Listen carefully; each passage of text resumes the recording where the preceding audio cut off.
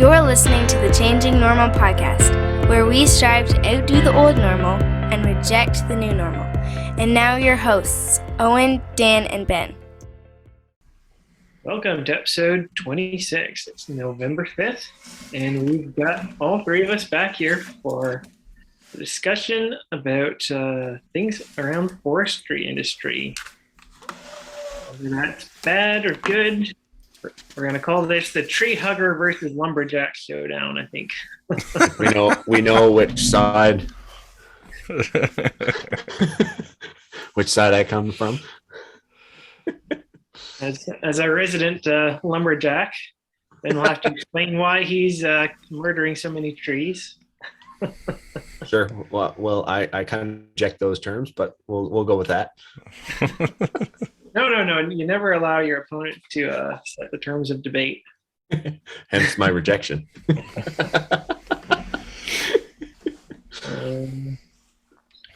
All right, but first, I think we're going to hit on what we did this week. We've got Ben back for the first time in a few weeks. So, how did your trip go, Ben? It was really good. We went to Norway first. Team Canada. We left on the 22nd and went and trained with the Norwegian team in Asmarka, Norway. It's about 20 minutes south of Lillehammer, where the 94 Olympics were held. Got to chop some wood, saw some wood, knock the rust off, and kind of adjust to the European time zones. And anyway, we were hosted by some very gracious people there. And then we went to Sweden, and the team came fourth overall in the world. Nice. And then the day after, our Canadian champion, Marcel Dupuis, he placed third and set a new world record in the single buck, the one-man crosscut. So it was a pretty decent trip. Wow. Yeah, that's awesome. Yeah, and I saw Team Canada actually had the second best time out of four teams in the semifinal. Yeah, and it actually ended up staying that way and being the second best time of the day. It just wasn't in the right race. Yeah, just luck of the bracket, eh? Yeah. We had our time trial race for seeding for the bracket didn't quite go as we wanted it to, but anyway, just kind of knocking the rust off. It's crazy how fast. Like, we trained for 3 days and then we had 1 day off and 5 hours of driving in between where we were staying for training camp and the city we competed in.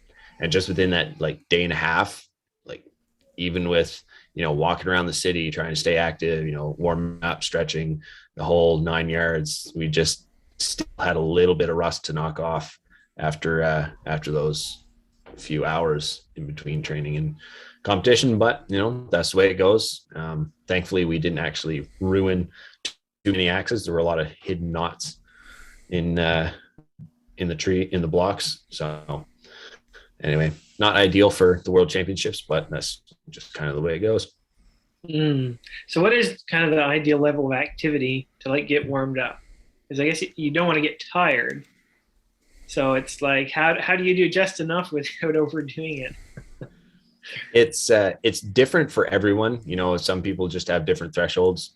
But with timber sports, generally you want a lot of core activation, and not trying to toast your core, but we just did some planking, did a few mobility exercises, getting your shoulder, your hips ready, and kind of loosening up your legs and your arms.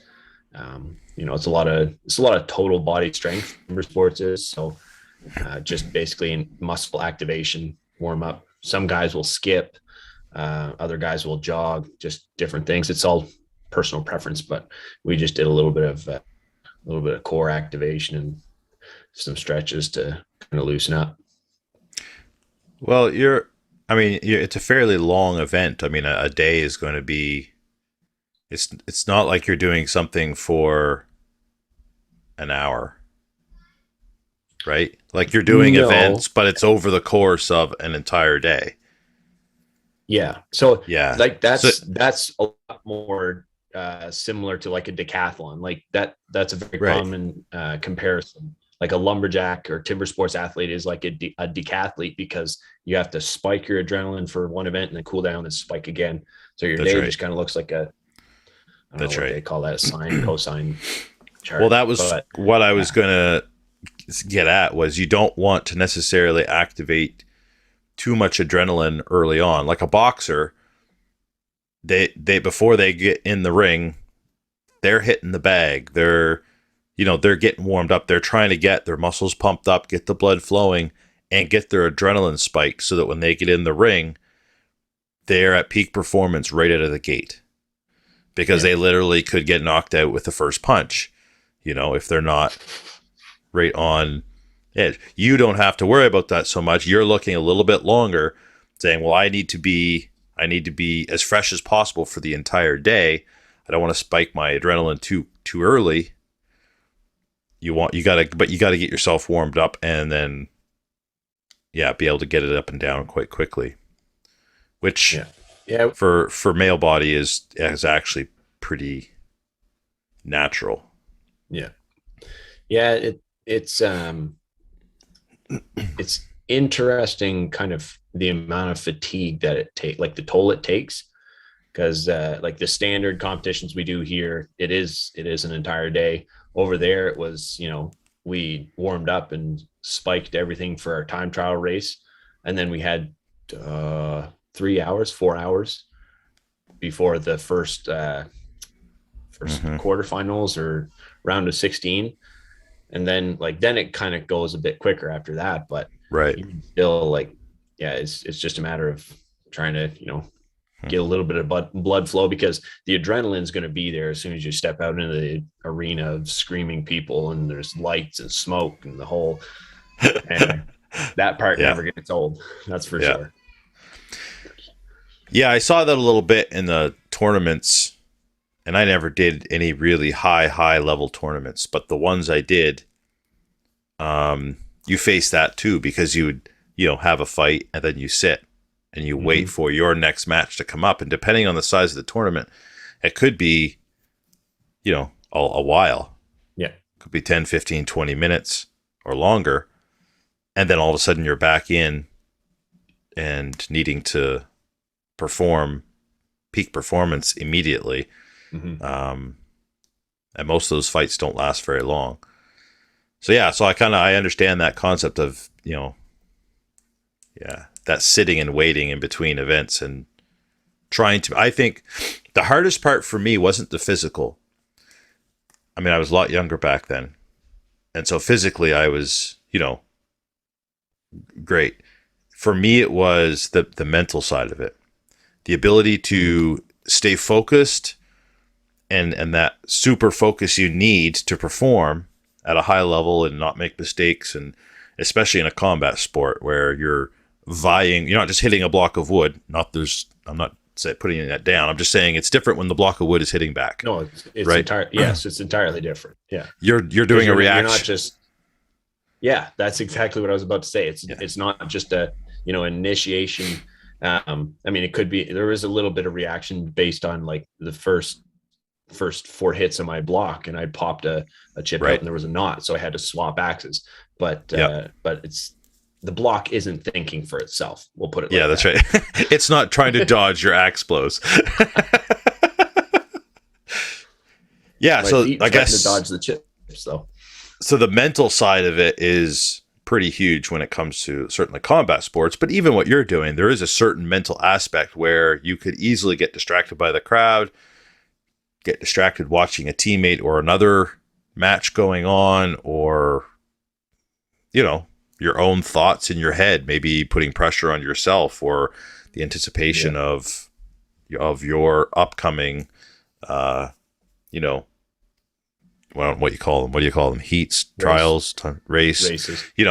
So stay able to maintain that focus. And I remember the first tournament I ever did, in my head, I was just saying, this is just like practice. This is just a practice. This is no different than just a practice in somebody's backyard. But I also didn't talk to anybody for the entire tournament. I did my fight. I went and sat down, and I listened for when my name was called to be, on deck for my next match. And I just sat there and like introspective. This is just a practice. This is no, and I was new. That was like my first year. But once you kind of get, you get a little more experience, you can kind of be in the moment a little more. But yeah, maintaining that mental focus is certainly, I found trickier than the physical side. Yeah, it's with all the knots that came up in the blocks, with the gear that we're using, it's so finely tuned that a knot either bends the axe or it takes a chunk out of the metal. It's hard to stay positive when you know that the next block you're going to chop may absolutely destroy the $1,000 axe that you're swinging at it. So, yep.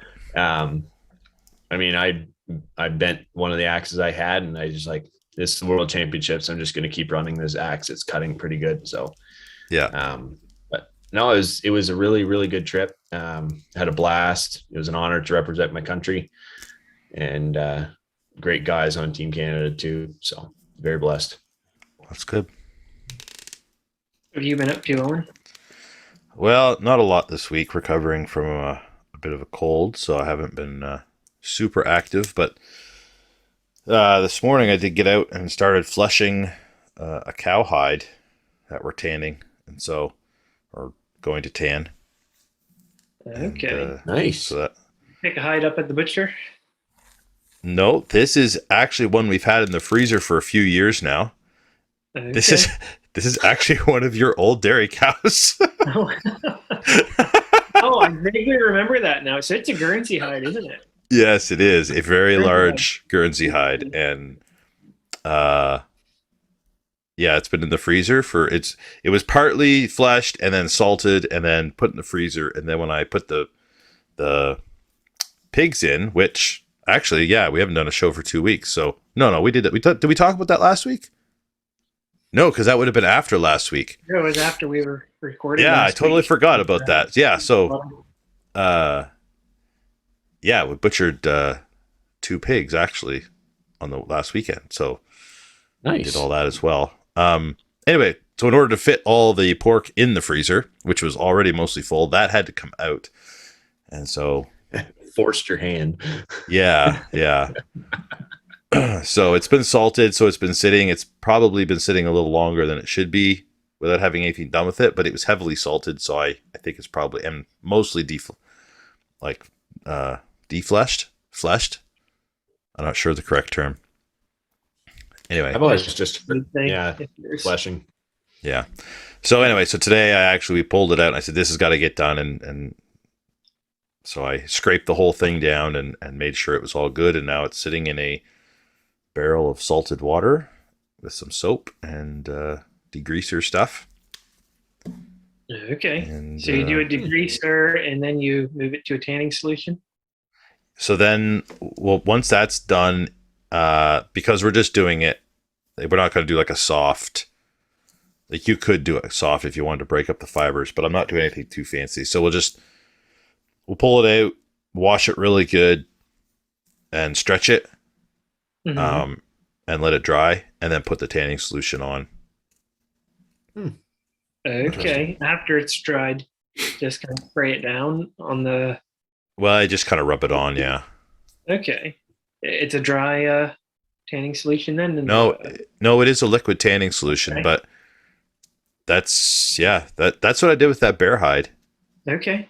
From last year, that one of yours, Ben, and I didn't have any issues with it at all. Sweet. Okay, nice. So that's probably just is it a borax-based solution, or do you know what's I don't even know. It's a bottle of something that I got from it's a commercial solution, but I don't know what it does if it somehow, I don't know. I'm just doing what I did last time and it worked just great with that bear hide. None of the hair fell out or any of that sort of stuff. So I'm just going to do the same thing. Okay. Is this going on the wall or the floor? I have no idea where it's going.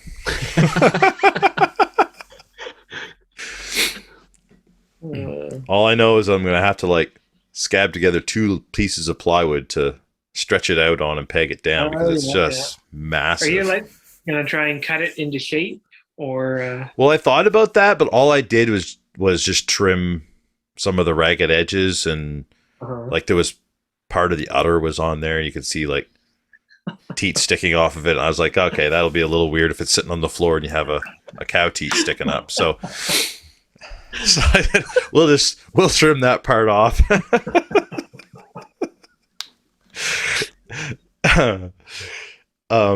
So yeah, any kind of rough edges or whatever, and I just took a knife and just kind of carved them up. But you'll see, but it'll still have kind of the shape, like a shape of a, with a little bit of leg and what have you. So anyway, no, I'm just gonna leave it like that. We were gonna cut try to cut an oval or something, but I was like, nah, I'll just leave it natural, and I'll trim up the edges that are rough. So that sounds yeah, awesome. the pigs, that was great to get those kind of finally done for the year. And Dan, I appreciate your help in that. Dan came out and helped me on Saturday with butchering or cutting them up, I guess. Yeah, that was fun. Sorry I missed the execution. Well, I don't think you're missing much, but No, it's good to get out there and do some cutting because as many different things as like I've done a lot of skinning of fur-bearing animals, killed thousands of chickens probably, but we've never processed any of our own animals. We've always any of our large animals, pigs or beef or anything like that. So can't always send things to the butcher though. So that's something I've thought of as a skill I want to start acquiring is processing a larger animal than a chicken. Well, maybe at some point you'll get to go do it with a professional or someone who actually knows what they're doing and not end up with mystery meats, mystery cuts. This year actually went pretty good. There's been some years where we go, I don't really know what this is. This is a chunk of meat off of this pig, but I don't know what to call it. It's not truly mystery meat until you don't know what species it is, I think. Yeah. That's when you order something and you start chewing on it and you're like, this is a little different. That's a mystery meat. Yeah, we knew what it was, but it was, sometimes you get this odd cut and I'm like, well, this isn't a ham. This is not a picnic shoulder. I don't really know what this is. We'll call this let's call it a flat roast because it's kind of flat. Yeah, we didn't have too much of that this year, so but that big one dressed 320 pounds.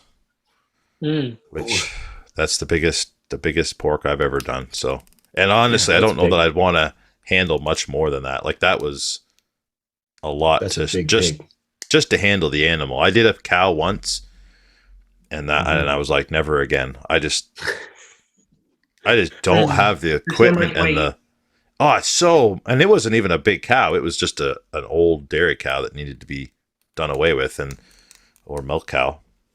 And it was a smaller breed. And we just, what a struggle. Just the whole thing with the skinning to just handling a half a cow is you just can't pick it up. You have to have the equipment and we're just not set up for it. So I would never do that again. These guys who do moose by themselves and stuff, I don't know how they do it. Moose is an entirely different tractor beast. helps a lot. Yeah. Well, that's the thing. Even with that pig, our tractor couldn't even lift it up high enough to pull the hide off the thing. Oh my goodness. It was so long. Anyway.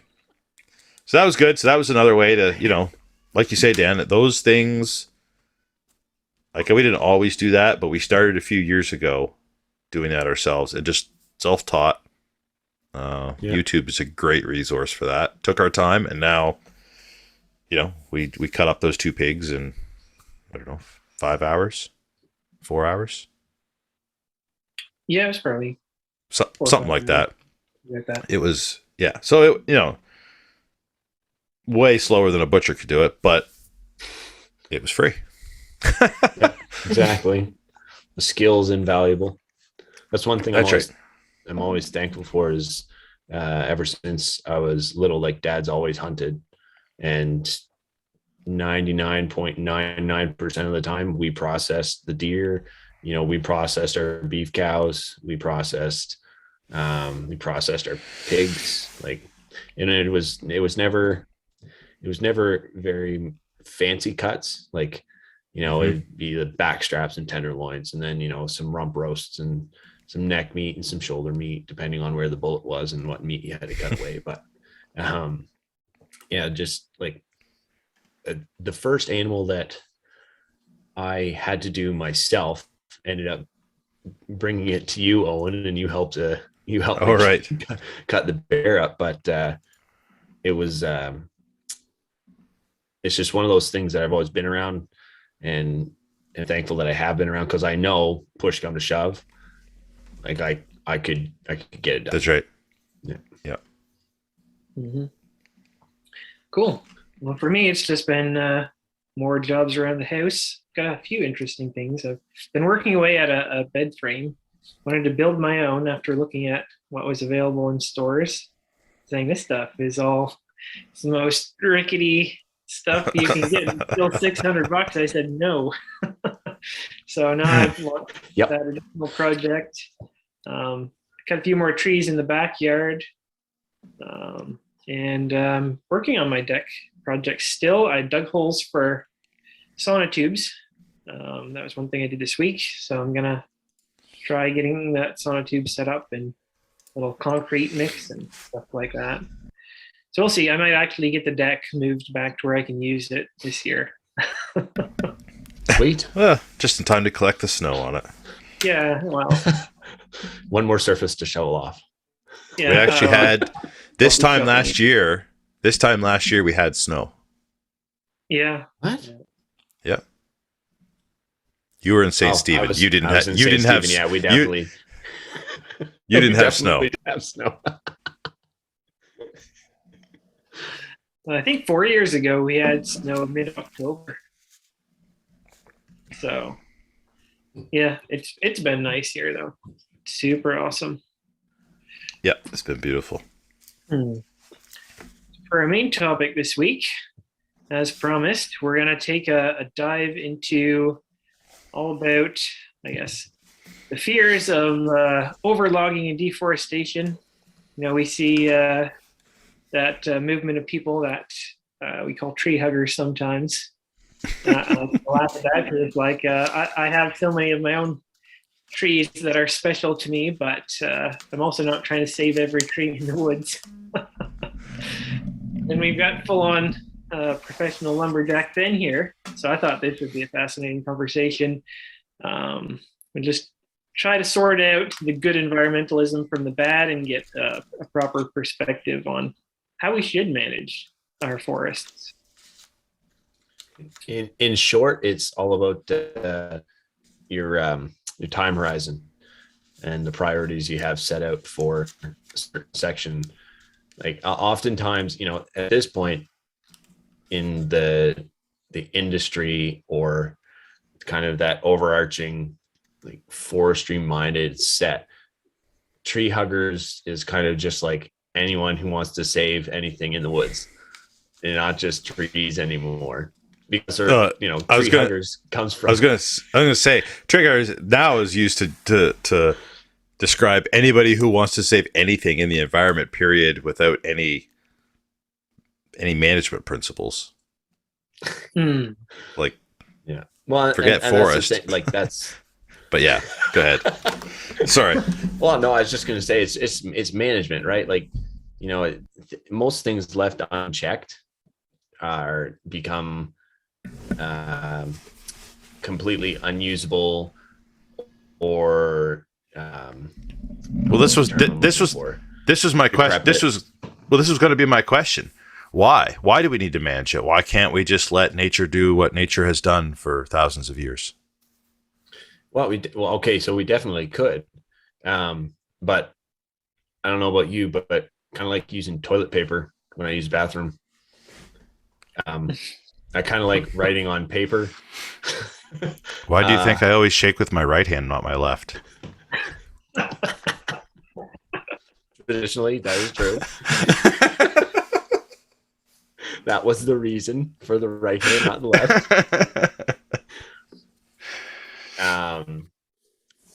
For me, okay, so the understanding of it is that it would be in the same frame as like oil or any other renewable resource.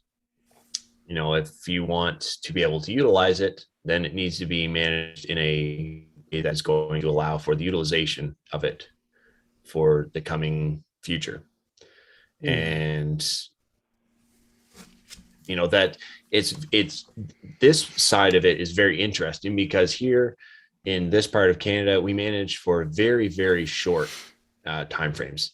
And it's interesting because I got thinking about time preference, Bitcoin time preference, and the forestry mindset and the time preferences that it would belie, because what's called rotation is like when you talk about so here in New Brunswick, we would manage for a 30-year rotation or a 40-year rotation. And basically what that is within 30 years, they want to be able to come back and cut the same area. So they cut it once, they want to be able to come back and cut it in 30 years. This most recent trip to Norway and Sweden was very eye-opening, because they definitely have a Bitcoin time preference. You're not allowed to harvest the majority of your woodlot until it's at least 100 years old. And wow, yeah, so not only that, it's an incredible long-term ideal. Yep. And they're the people who farm, likewise, the family that was hosting us at the training facility in Norway, they were 7th generation farmers, but just up the road was someone who was in their 22nd generation farming the exact same area. And there was a time when New Brunswick brought in someone from Scandinavia or Europe or something like that to analyze how we did forestry here in the province. And they said, it's incredible that you guys are able to manage to the intensity that you do, because you manage with such an intensity that you could be a full country or something like such on a grand scale.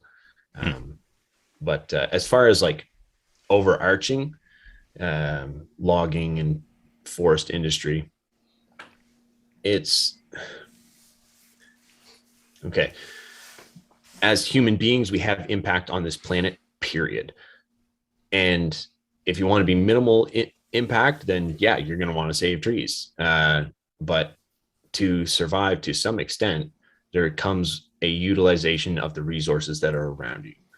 And when that involves building a house, starting a business, heating your home, just, you know, like a tree is literally an energy source. And most things of value, like we say when we talk about Bitcoin, most things of value, like 99.99% of things of value, come with some expenditure of energy. So, and it, you know, like forestry happens worldwide. Like that was part of the reason New Brunswick was settled, was people were looking for tall, straight white pine that could be masts for ships. And unfortunately, they completely high graded all the white pine out of New Brunswick. And we just have, well, we also have the white pine weevil, which is super annoying, but yeah, they always annoy me. You don't get a tall, straight white pine. You get one that comes up and it goes like that. Yep. Yeah, the weevil kills that leader, usually when they're about 12, 15 feet tall. Yeah. If it's not shaded, like white pine is generally shade tolerant, so it can sit and it needs to get above that, what you said, 12 to 15. That's commonly what I see. It's about that point where you see that leader killed. Yeah. And if it can stay within relatively decent crown closure, until it gets past that, generally it becomes more immune to the weevil. And so then you do what's called a crop tree release, or a management practice or silvicultural practice that is comes in. You remove the overstory, so like the trees that are at one level, and then the white pine that's growing at the secondary level. You remove the overstory level, and then the secondary level is released and allowed to grow up. But generally speaking, that's what kind of helps mitigate the white pine weevil. Okay. But as far as like caring for the environment, like the very common one is, at least in the last few years, has been like California, right? Like the big debate over the wildfires and what goes on with that. And that's something that comes up a lot as far as, is management good? Is, are we actually caring for our environment? Things like that. Yeah, that's kind of a big picture look. You got to really, I guess, decide the philosophy of things. Because are you going to say the environment should be hands off? It's like we should look at it and leave it in its pristine natural condition. And when I see that kind of attitude, honestly, I'm like, well, maybe you should spend more time in nature before you allow yourself to be convinced it's perfect without being touched. It's like everything can benefit from management. And that can take so many different forms. But what would you say, I guess, if someone was convinced that the woods needs to be left untouched? You should just walk away. It's like no more tree cutting. It's like, what is your biggest objection to that? Probably the biggest objection to that is a potential waste of resource. But on the other side, it also allows for, so I think of that in terms of like fires, because part of my job is mitigation of forest fires. And when you do that,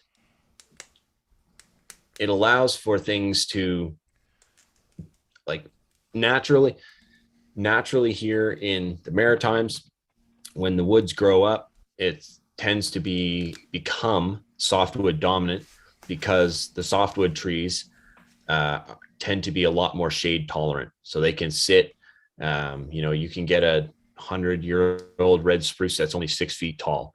And all it's waiting for is a big windstorm to blow over the maple trees that are shading it, and it's just going to shoot up.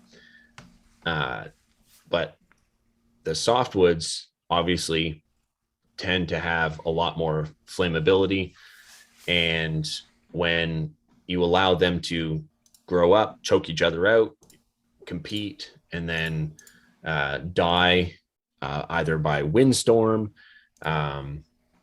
or just, from competition, you create a lot of fuel. And when you create a massive fuel load, you tend to get relatively disastrous forest fires. Now, we're pretty aggressive here in the Maritimes with our plane usage and our fire suppression tactics, but there's a reason that there are movies in Hollywood focused on wildland firefighters from the United States, and that's because in some regions where they arguably could have managed a bit better to mitigate for forest fires, there have been wildland forest firefighters who have lost their lives. And it's tragic, but that's also the nature of the beast with relatively unmanaged stands. Now, an argument, I'm not saying it's an invalid argument at all. That's my rebuttal to the nature. You should just leave nature alone. But simply by existing, you are not leaving nature alone. Like, if you want to leave nature alone, you need to not exist, because to some degree, like, even the plastics we use that are non-impact or hemp or whatever, like, there's still something dying. There's still something taking up space that wasn't there. Like,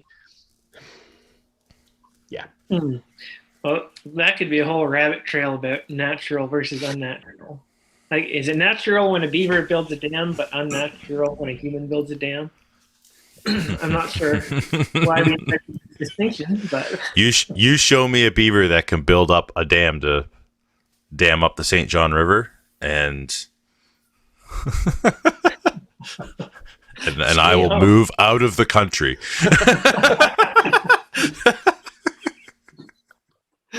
Yeah, don't want to deal with those guys. there is a slight difference in scale. That is true. I had a beaver knock a tree down on the road. He was right there blocking my way to work a couple weeks ago. It's like, oh, what are you doing knocking the tree down in the road? Anyway, another line of attack. So Ben, you got to stop cutting down the trees. Every tree cut down is one less. We're gonna run out of trees. We are. If we You gotta stop. if we don't allow for natural regeneration or the planting of trees, because What trees grow back? Oh, absolutely. No. One of the best renewable We already resources. we have a hard cap. There's only 21 million trees in the world, right? Okay. Well, that's something else. That's a resource I can get behind. Oh, that's funny. So trees are actually a renewable resource, and they just grow. Isn't it phenomenal? Naturally, you don't even have to encourage it. You can cut one down, and 4 or 5 more may pop up right from that stump. Good grief! Have some coffee, Ben. So here's my problem with that. What I see a lot in the province is massive cuts of wood. Yeah. And not even to say, oh, it's clear cut and it shouldn't be, or like that to me, you should do your due diligence and do the best type of harvesting practice for that land. Mm-hmm. That aside, what is being replanted in an effort to speed up the regeneration process? So instead of letting a forest go through its natural cycles, of the tree falls down or is cut down, either way, there's a removal of that tree from the ecosystem. So the ecosystem goes, oh, a tree is gone, or these trees are gone, whether it's through natural means like forest fires and just rot. We need to kickstart the reproduction process, and that can actually take a very long time naturally. Mm-hmm. Because you don't just get the tree you want growing back. Yeah, you might get an alder. Yeah, which creates the environment for other trees to then come, and you have this entire circle of. Yep. But so what I see though is, I see companies go through and plant.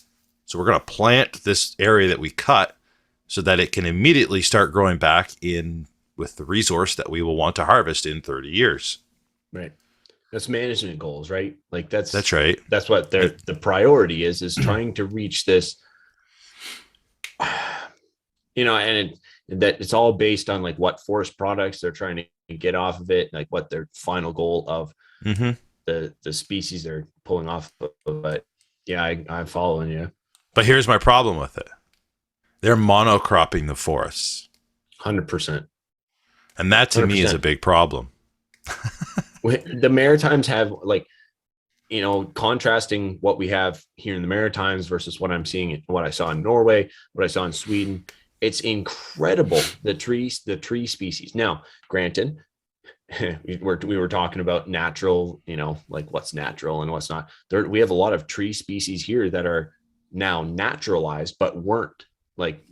So Norway maple's one, Norway spruce, which was kind of interesting because I actually got to see Norway spruce and Norway maple where they were supposed to be. In Norway. Yeah. I was like, the funniest thing, I was like, oh yeah, that's a Norway spruce. And then someone asked me, they're like, what kind of hardwoods do they have in Norway? I was like, I don't know. I think they must have like popples. And then I had a come in, dummy. They have Norway maples. Anyway, but yeah, massive diversity in the Maritimes. And it becomes ever more so increasingly striking when you get to the summit of a peak in the province and you look out and you see it's so easy to tell. Like you're like, oh, that's a natural stand. Hard line monoculture. Their natural stand. And oh man, how do you avoid that? Can you avoid that? And what's the environmental impact of that monoculturing? We see that and understand that impact in agriculture with the monocropping of, food crops and grain crops and, whether it be potatoes, corn, soy, whatever. We see that impact and we can understand that impact. Is that same impact present in silviculture? Yep. Yes. I haven't looked into it as a comparison between the two, but you get a lower diversity of megafauna and microfauna, non-charismatic and charismatic, mega and microfauna. Anyway, that's basically the difference between large animals and small animals. Gotcha. Your insect, your fungal growth, but it's management goal oriented, right? Like from a forest industry perspective, what they are doing is the only way that they can successfully, like we're trying to compete here in the province. We're trying to compete with, the equatorial belt region where they can grow a eucalypt tree to 12, 13 inch diameter in like 15 years. In 15 years, we can grow something the size of a baseball. Like we don't have the climate to do it, which is, it was a 50-year rotation. They're really pushing to get it to 30 from my understanding. But, even just like the bird species, right? Like you create the birds rely on the bugs and the raptors rely on the birds and they just, you can't just pull one peg. It's not Jenga. You can't pull one block out and put it on top and things stay relatively, you're impacting the whole way down and even right into the soil. Like you make a massive plantation of Norway spruce and you go through and strip cut it, to thin it out and hopefully make them grow bigger. You get a windstorm, you're flattening everything.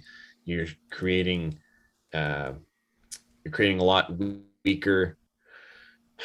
We talked about water management with the crop tree episode 23, I think it was. Create a lot weaker structure for handling that because your trees are all the same height. They're all the same species. It's while, like I said earlier, while I haven't done a full comparison as far as agriculture versus forest industry, based on what I know and the science that I've seen and heard from people who have actually intensively studied it, like bird species and travel corridors, things like that. Like, and then like, as far as large animals, like the food source isn't there, right? The highest density of wildlife is going to be an edge. And I know you guys have talked about that a little bit in previous episodes, the edge factor. Like there's a reason it's called that. It's because deer feel most safe in edge. They can jump into the large wood or they can jump in the open, depending on what they got. You're standing on top of the hill, you look, you're like, natural, not natural, natural. There's no edge there. Yeah. So do you think that the industry understands this, or are they simply saying this is a crop we need in 30 years and we're planting it to harvest in 30 years or 50 or whatever? To hell with the impacts. Yeah. And like, to their credit, that's why they're planting. They're trying to mitigate that impact. They're trying to do that. And like I said earlier, it's just a management goal. Most people don't go in there thinking, oh, this is the 100% the best thing for, like, I haven't talked to lot of people off the record as far as like what their thoughts are on it all. But yeah, it's I can't imagine that it wouldn't be. Like, it's again, it's management goal based. Mm-hmm. Like it could potentially be achievable without the mechanical interventions and the chemical interventions and the planting and things like that. But then it becomes a lot more intensive on the management practice side, the manpower side, and time reliant. Because you could have this beautiful spot and it's just full of large tolerant hardwoods. You knock it down and it comes back in fir, and that's not what they want. So then you gotta mitigate the fir, and then you gotta figure out how you're gonna do like a shelter wood or like just a regeneration cut or things like that are going to allow for that species to come. So when you're trying to compete with a 15-year cycle that's growing trees that are anyway, we haven't even talked about the implications as far as like lumber and yeah, stuff like that. But it's, and I think that the fact that it's such a long return on that investment probably is also a challenge, because even in an agricultural setting, 4 or 5 months and you're getting a return on your crop. But when you're dealing with trees, you're looking at decades. You're looking at entire careers. You've got people planting a field of trees, or a forest of trees, I should say, who will never, like, they won't harvest those trees. Yeah. Well, okay. So that would be site. Like if that was a rich soil site, that's where the 30-year rotation, maybe 50-year rotation can come in. But it's, with the climate we have and things like that, I mean, they're pushing. They really are doing a good job at pushing and trying to eke out every little bit out of the rotations that we're getting here in the Maritimes. But I guess that's my point. In 30 to 50 years, like, the people doing that are retired. Or, like, maybe, I guess, if you plant a tree when you're 20, you might work in the industry 30 years and get to harvest it. But it's the effects are much broader and much longer reaching and having longer term effects. It's not a quick turnaround.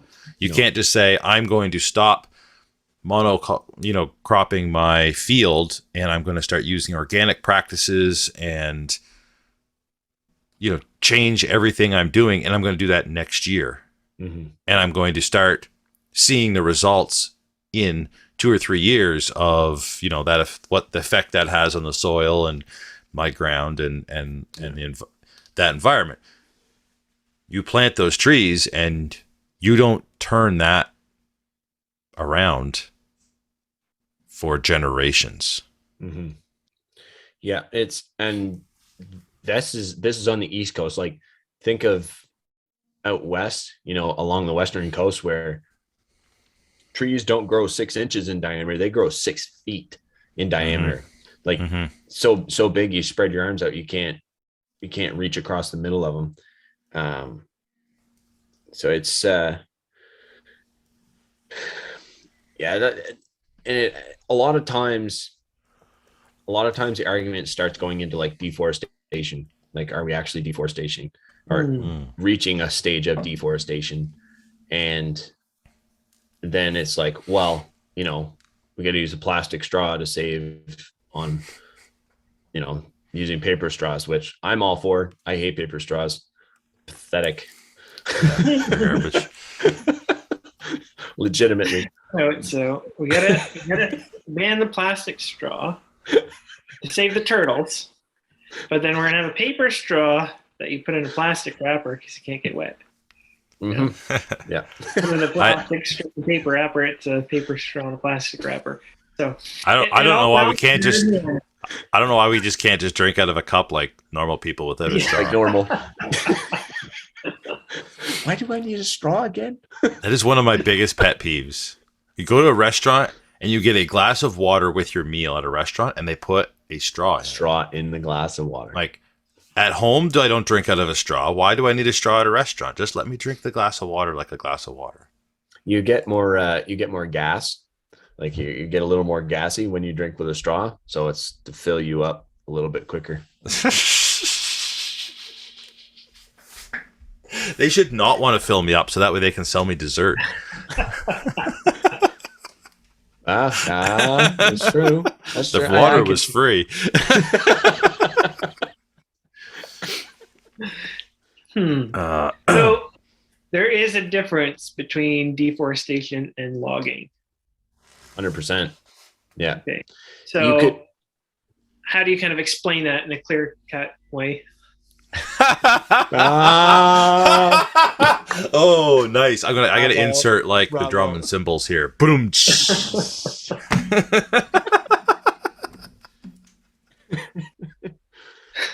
The easiest way to say it would be deforestation is when there's a building that's going to go in there. You know, the removal of trees and then the removal of trees with the intention of completely eliminating the chance of more coming back. Now, nature is obviously very resilient, and you get trees poking up through cement and pavement and surviving in urban settings, and that is incredible. Generally speaking, the difference between them is that the removal of the chance for regeneration within that. And often it's weird because here in the Maritimes, like you drive up on top of a hill and you see this massive clear cut and you think, oh my land, they deforested it. But generally speaking, that's going to come back either naturally or planted. So technically it's not. Now, again, that's a term definition area, you know, whether or not you want to say, well, the forest is, you know, the uninterrupted, you know, we see issues with that in Fundy Park, or whether it's, you know, planted. Like the forest is where people aren't existing 24/7, really, like, but that's the gist of deforestation. Yeah. I'm going to add to that. I mean, you mentioned like deliberately wanting to leave an area deforested, but I would say harvesting trees, you know, doing a clear cut with a reckless disregard for whether or not the conditions you're leaving behind will degrade the area beyond regenerating naturally. Because we do see most areas can regenerate naturally, but we do see specific areas, for example, very steep slopes, areas that are going to have a lot of water potentially hit them, stuff like that. And those areas should be treated differently. Otherwise, even if you're just like, oh no, we want it to grow back, it's like you took too much and you left that specific area in a vulnerable state. So that also amounts to deforestation when you're allowing damage to something as essential as your soil. Yeah, and you could chop that up to a point of where you want to actually be a quote unquote tree hugger is when a blanket solution is being applied. You guys completely missed it. I'm not even going to keep going. A blanket solution for a management practice there. Like you said, if it's a steep slope, it needs to be a certain applied silvicultural technique that's going to allow for the mitigation of what could potentially be a quote unquote deforestation event. And whether that's cable skidding, you know, and chainsaw, which doesn't happen much anymore. It does on occasion when the circumstances call for it.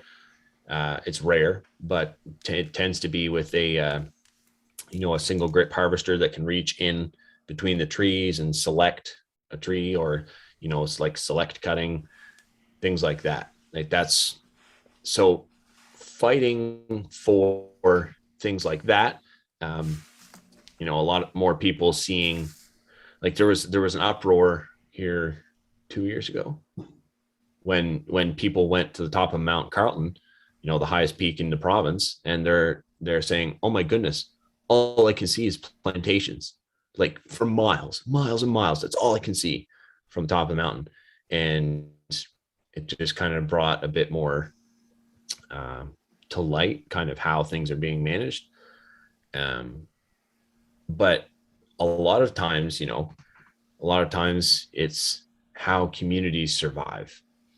It makes me think of the communities out west in British Columbia that there was talk of closing a mill, and the log trucks just jammed the entire community and everything surrounding it. And they said, like, you can't close a mill because, so are they being tree huggers?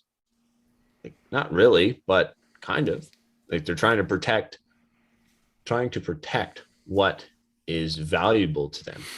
And that's where being cognizant of the values within, like the values in the philosophies, like you said earlier, Dan, that's where that part comes in, is looking at what is trying to be achieved and what methods are being utilized to achieve that. So I guess what can we do to reduce severe impacts and especially protect watersheds? So watersheds is another big one. That's the biggest. So maybe explain the problem related to clear cutting in watersheds. Because you've seen some of that in Fundy Park, especially. You mentioned the thing that has as far-reaching effects as reducing salmon population. Yeah, so we kind of talked about that a fair bit in episode 23, but essentially what that is like the watershed of the two major rivers within the park. And we can talk about the completely unmanaged side of the park. But so the watershed extends obviously a whole lot further and more outside the park. And basically, if someone doesn't know what a watershed is, it's a point where if you drop a water droplet, whether the water droplet is going to flow into one terminal area, or it's going to flow into another one. So that's all the streams, brooks, rivers that run into one specific spot. And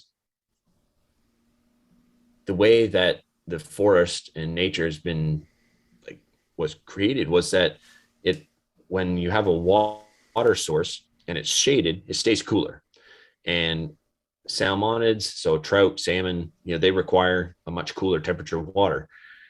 And when the shade, so the trees and the vegetation that surrounds the brooks and the streams and the rivers within a certain watershed, when those are stripped away, you end up with obviously a higher temperature. The sun and everything is getting in.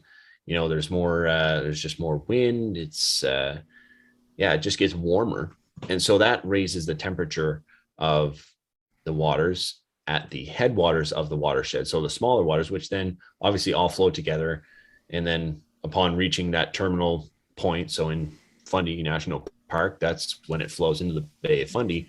The water temperature is exponential. Well, okay, it's not exponentially warmer, but it is warmer than what it was. And oftentimes it tends to be a fair bit warmer than what the salmon need.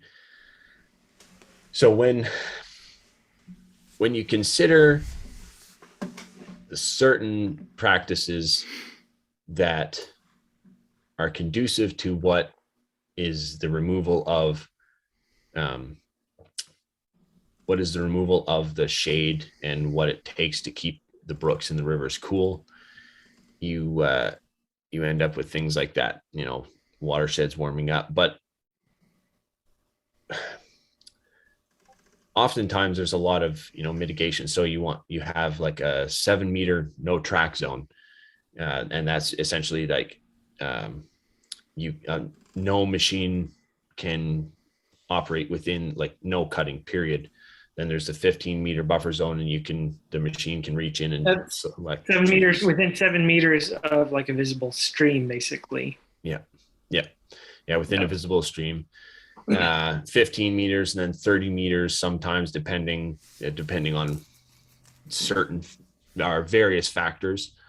But again, that would be one thing where it's like, okay, do we need to look at, to protect this watershed and the resources within this watershed, should we consider X, Y, and Z to properly mitigate them to allow for the prospering of multiple values within, or multiple goals that we're trying to achieve. And like we said in the crop tree episode, filtration, like rainwater, how it handles rainwater, and just runoff, the soils, the root systems, erosion, huge part of it. So, when some towns and cities are relying on a watershed to supply their city with drinking water, excuse me, it becomes all the more crucial to think, okay, and oftentimes you'll see signs like, this is the town of XYZ watershed, no fishing, no harvesting, no blah blah blah within this certain watershed, and there'll be signs all the way around, and that's to protect it, because there's a cognizant recognition that it takes measures like that to protect what is dang it, I just lost the train of thought. To protect what is valuable within. To protect resources that you need. It's like you may want to actually think about things and plan it out. I do think people being more involved is definitely helpful. Like having private woodlot owners who spend time in the woods. I think it's not always going to produce better results, but I think you'll definitely see an increase in those better results. More attention paid, perhaps more select cutting. It's not always the case, but even just, and that creates more awareness too, right? They know what's going on in their woodlot, so then they become curious. Oh, well, I wonder what this guy's doing. And so then you start creating this network, decentralized and distributed, and they start, working within their woodlot managers or woodlot board area, and then they start working outside that, and it becomes provincial. And then you've got people that are saying, we can't do these massive clear cuts. So a few years, probably more than a few years back, but a few years back, they said, you got to stop doing these big square clear cuts. You need to create, it's got to be more naturally shaped. Like, if a windstorm comes through and blows down a stand of timber, it doesn't blow down. Okay, it's going to make sure that it's, 60 meters by 140 meters, and it's going to be square. but and so, we haven't even touched on the food forage side of things, but having small woodlot owners being engaged, it's huge. And when that network becomes engaged as a unit, man, things can actually change. And we've seen it. I saw a t-shirt, I think it's probably a Bitcoin shirt, but it said something like, bring back 7th generation thinking. Yeah. And it's like, yes, this is what we need for our forests too. Oh, 100%. You mentioned those people you got to visit in Norway that had been on that same piece of ground for many generations. And it does create such a different perspective. And it's like, yeah, my great grandchildren will probably be here. Yeah, exactly. Yeah. I'm thinking of that quote again. That's where society is better when people plant trees in whose shade they know they'll never sit. And it's just, it's this instant gratification society that we live in, and I fall victim to it every day. It's like, well, no, it's got to get done right now. But then just trying to slow down and be cognizant of what it's going to entail and the implications of that further down the road makes me, yeah, you know what? I know I don't need to do that right now. That doesn't need to happen right this way. It can, can move on further down the road. And it allows for a fair bit more sober thinking, I would wager, when you start looking a bit further down the road as far as your projections on whether it's how you manage your crops, whether it's how you manage your forest, manage your family. It's not completely set in stone that it has to be forests. Yeah, that's a really good thought. So I think we'll wrap up our main topic with that. And before we jump to the news, I just like to say, if you want to send us any feedback, shoot us an email, changingnormal@protonmail.com. And hit us up on YouTube or Odysee. I think we're on Twitter, although we don't know how the Twitter debacle is going to shake out. And I think on Fountain, you can shoot us some boostergrams. And actually, before we get to news this week, do we have any listener feedback, Ben? Yeah, we do. Give me 1 sec. I'll pull it up. We have, so Canadian Farmstead just keeps sending the sats.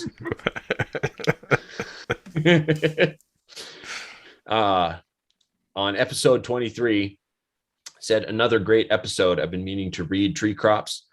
And he also said last week's episode, so 22, our top 5 gadgets. He said really enjoyed the tools segment. Then we've got on episode 24, he said, great show.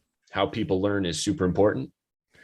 And then on episode 25, host gone AWOL, which I haven't listened to.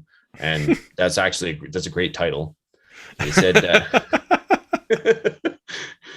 said, Winston Churchill once said that, quote, democracy is the worst form of government, except for all the others that have been tried, end quote. Said,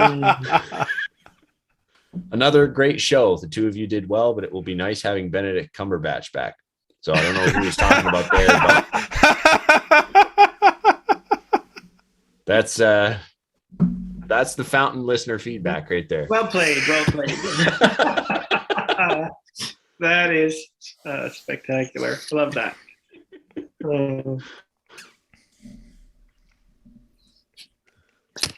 All right. Got a few news articles.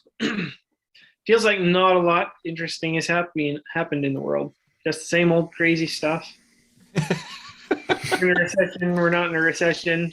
Musk is taking over Twitter. He's not taking over Twitter. He's getting rid of activists. Now he's bringing them back.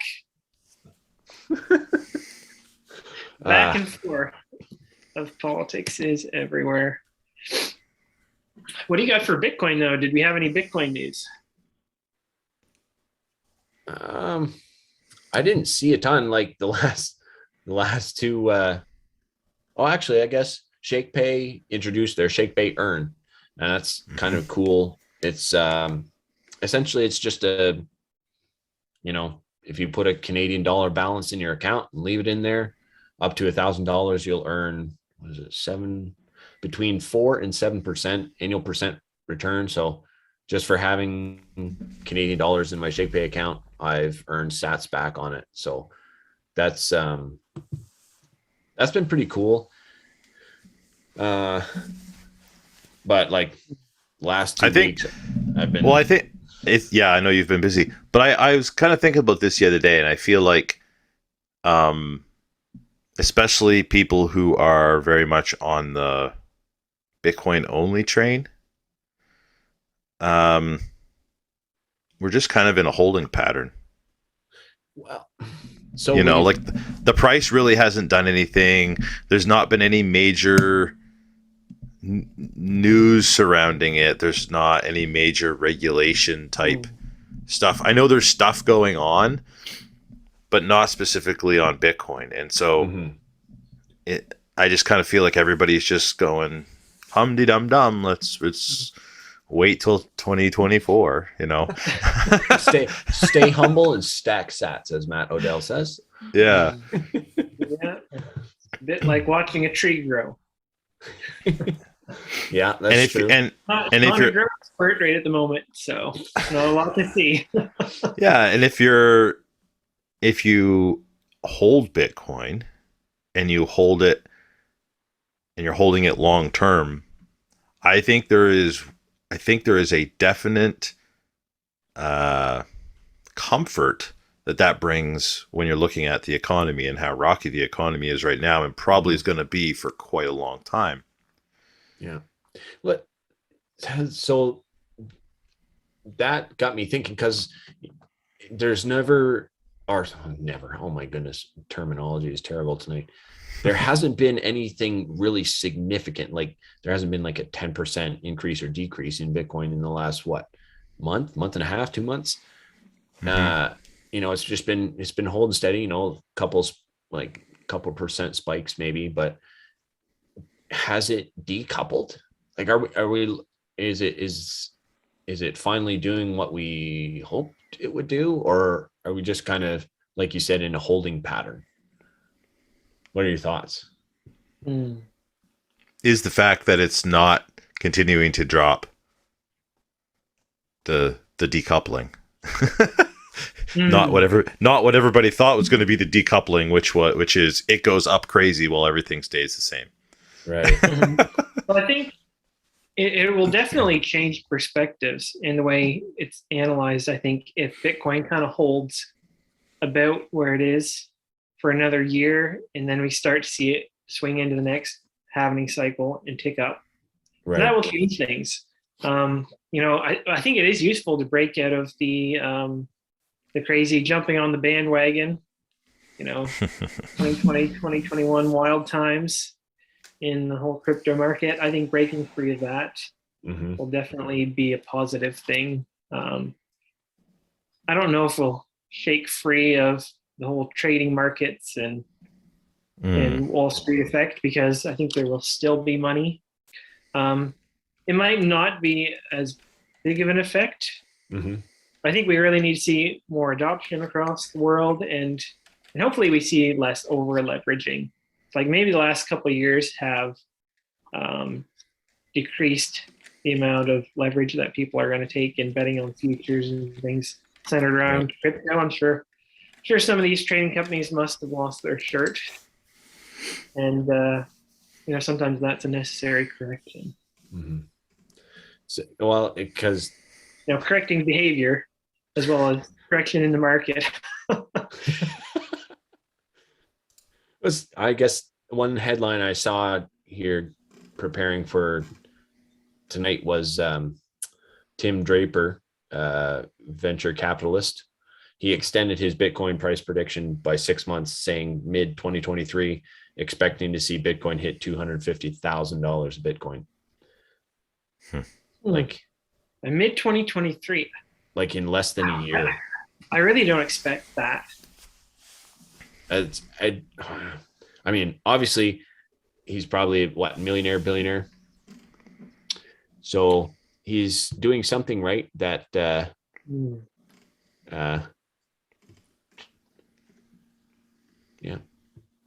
not doing. So I mean around that time though, you got to remember that is traditionally the time frame. Like that's 6, almost not quite a year, 9 months before the halving, and so that's we should be expecting to see it go up or start going up. Whether it'll be that price, I don't know, but we should see an uptick in preparation for that, whether it's summer or towards the end of 2023. Right. But we also have to remember that because of inflation, that affects the numbers when you're not dealing with large swings one way or the other. That the actual to speak of a valuation in terms of dollars gets tricky, because you're also dealing with inflation and the change in the value of that dollar in relation to the Bitcoin. Yeah. So I'm not getting overly obsessed with the price at this point. I've really fallen into the mindset of I just want the bigger number. I just want the bigger, not valuation number, but the actual amount number. I want that left at the decimal point. Yep. And yeah, no matter what, set of diverse investments you're in, I think patience is really the name of the game. So that's good, especially when we're talking about multi-generational thinking. We don't. That's the opposite of get rich next year. But having said that, I think it is, if all predictors do point to a price going up, and frankly, we know it's going to go up at some point. It's whether it's like, forget trying to predict how much or when exactly. But at some point in the next 10 years, it's going up, and it's going to go up significantly. That should be the only message that people need to hear if they're not already stacking sats. Right. That you have a window right now to get in what seems to be the bottom. And there's all kinds of people out there saying, it's going to 10,000. It's going, I'm not buying until it hits whatever. Yeah. I'm not buying until it gets down to whatever. We might be at the bottom. This might be the bottom. It sure looks like it's the bottom. The fact that we've hit this and stayed the same for so long now. Yeah. But even if it's not the bottom, it's still pretty cheap. And so if you don't already have Bitcoin, this is the time to buy $10 here and $20 there and $100 when you can afford it. Yeah. Yeah.